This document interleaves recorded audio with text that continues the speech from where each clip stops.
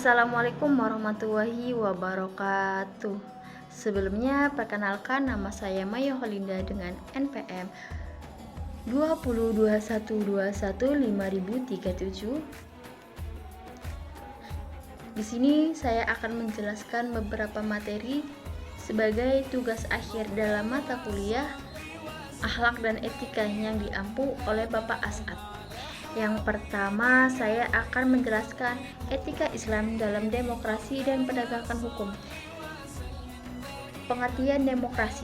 Dalam konteks Islam, demokrasi tidak hanya sekedar dimaknai sebagai sistem pemerintahan yang memberikan suara kepada rakyat, melainkan lebih jauh dipahami sebagai mekanisme yang dilandasi oleh prinsip musyawarah. Dalam Al-Quran menekankan pentingnya musyawarah dalam urusan bersama. Quran Surat Asy-Syura ayat 38. Sebagai bentuk keterlibatan masyarakat dalam menentukan arah kebijakan, demokrasi dalam Islam bukanlah sekular, melainkan integrasi dengan nilai-nilai keadilan, amanah, keimanan kepada Allah Subhanahu wa Ta'ala. Oleh karena itu, sistem demokrasi yang ideal menurut pandangan Islam adalah yang tidak bertentangan dengan prinsip-prinsip syariah. Yang kedua, kriteria kepemimpinan dalam Islam. Islam menekankan bahwa kepemimpinan adalah amanah yang besar yang akan dimintai pertanggungjawaban. Seorang pemimpin dalam Islam bukan hanya harus memiliki kapasitas manajerial dan intelektual, tetapi juga harus memiliki akhlak yang luhur, keimanan yang kokoh, dan bersikap adil dan tidak berpihak. Pemimpin dituntut untuk menjadi panutan dalam kebaikan, menjalankan tugas dengan penuh rasa tanggung jawab, serta memprioritaskan kepentingan umat di atas kepentingan pribadi. Yang ketiga yaitu syarat-syarat kepemimpinan. Dalam tradisi Islam, syarat-syarat memimpin mencakup berbagai aspek seperti beragama Islam, memiliki kecerdasan akal atau berakal sehat, telah mencapai usia dewasa atau baligh, adil dalam memutuskan perkara, amanah dalam menjalankan kewenangan, serta memiliki pengetahuan yang memadai tentang hukum dan kebijakan publik. Selain itu, pemimpin juga diharapkan mampu menjadi teladan dalam bentuk moral dan ibadah, serta memiliki keberanian dalam mengambil keputusan. Yang keempat, pengertian penegakan hukum. Penegakan hukum dalam Islam tidak hanya sekedar memastikan hukum berjalan, tetapi juga berfungsi untuk mewujudkan keadilan, ketertiban, dan kemaslahatan umum. Hukum Islam bersumber dari wahyu dan disusun untuk menjaga 5 pokok utama dalam kehidupan manusia, yaitu agama, jiwa, akal, keturunan, dan harta. Maka dari itu, penegakan hukum dilakukan dengan penuh rasa tanggung jawab, jujur, tidak diskriminatif. Yang kelima yaitu adil dan berimbang dalam Islam. Keadilan merupakan salah satu prinsip utama dalam ajaran Islam. Al-Quran memerintahkan umat Islam untuk berlaku adil bahkan terhadap musuh sekalipun. Quran Surat Al-Ma'idah ayat 8. Adil berarti menempatkan sesuatu pada tempatnya dan memberikan hak kepada yang berhak. Dalam konteks kehidupan bermasyarakat, keadilan menjadi fondasi yang terciptanya keharmonisan dan keberlangsungan hukum. Yang keenam yaitu radikalisme agama dan negara. Radikalisme, khususnya dalam bentuk kekerasan atas nama agama, tidak dibenarkan dalam ajaran Islam. Islam mengajarkan jalan tengah, toleransi, dan dialog dalam menyikapi perbedaan. Pemahaman agama yang ekstrem juga dapat menyimpang dan merusak persatuan umat dan merongrong kedaulatan negara. Maka dari itu, pentingnya pendidikan agama yang modern, kritis, dan berbasis kasih sayang untuk mencegah lahirnya radikalisme. Materi yang kedua yaitu pembinaan akhlak dalam kehidupan. Yang pertama, urgensi akhlak. dalam kehidupan. Akhlak memiliki posisi sentral dalam kehidupan seorang muslim. Rasulullah Shallallahu alaihi wasallam diutus ke dunia bukan hanya untuk menyampaikan risalah saja, tetapi juga menyempurnakan akhlak manusia. Hadis riwayat Ahmad. Akhlak adalah cerminan dari keimanan dan menjadi parameter baik dan buruknya seseorang di hadapan Allah dan manusia. Dalam kehidupan sehari-hari, akhlak menjadi jembatan baik untuk membangun hubungan harmonis dengan sesama serta menciptakan lingkungan sosial yang damai dan beradab. Yang kedua, yaitu pembagian akhlak. Akhlak dalam Islam dapat dikategorikan menjadi beberapa bentuk. Yang pertama, akhlak kepada Allah seperti bertauhid, bersyukur, dan bertawakal.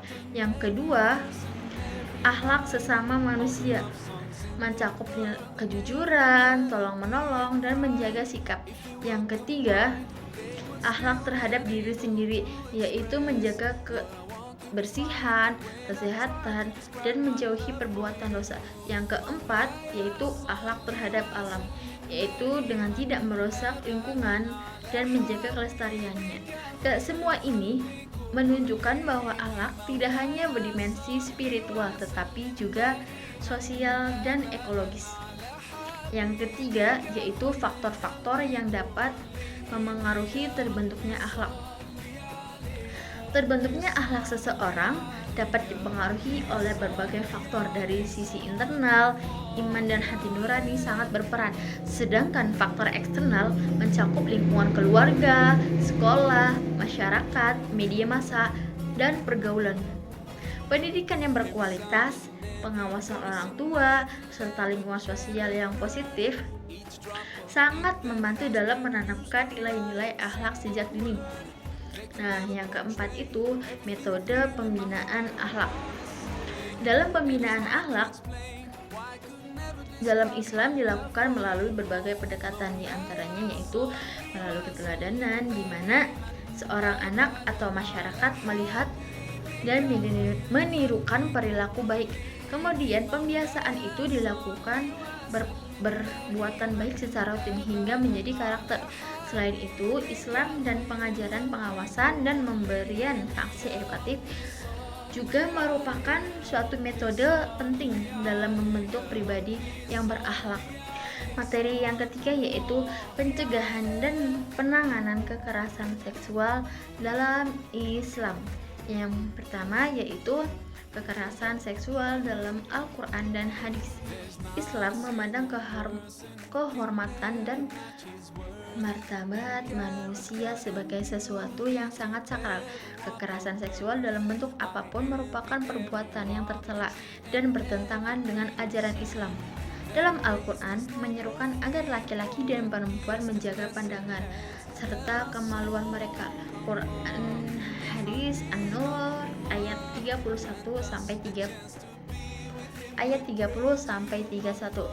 Hadis Nabi Muhammad Shallallahu alaihi wasallam juga menegaskan bahwa setiap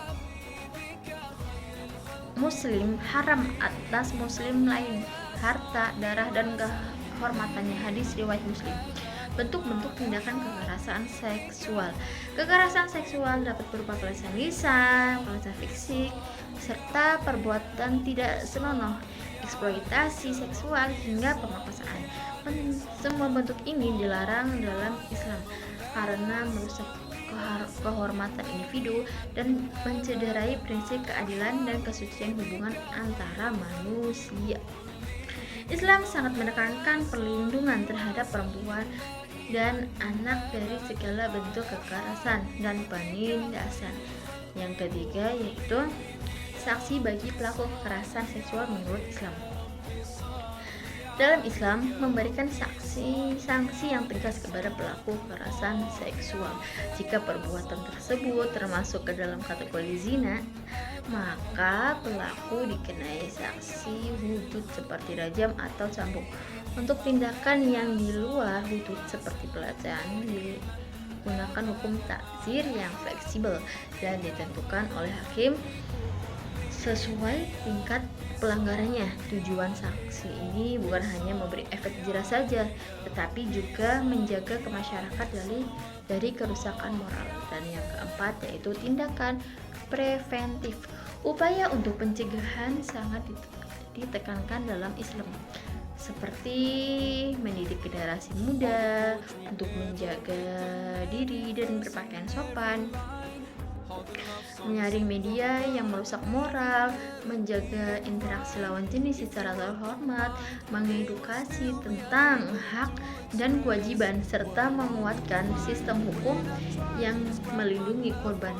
Pencegahan ini berbasis pendidikan dan juga budaya malu sangat efektif dalam membangun masyarakat yang sehat secara moral dan spiritual. Itu saja yang dapat saya sampaikan. Apabila ada tutur kata yang salah, mohon maaf yang sebesar-besarnya. Cukup sekian. Wassalamualaikum warahmatullahi wabarakatuh. Bye bye.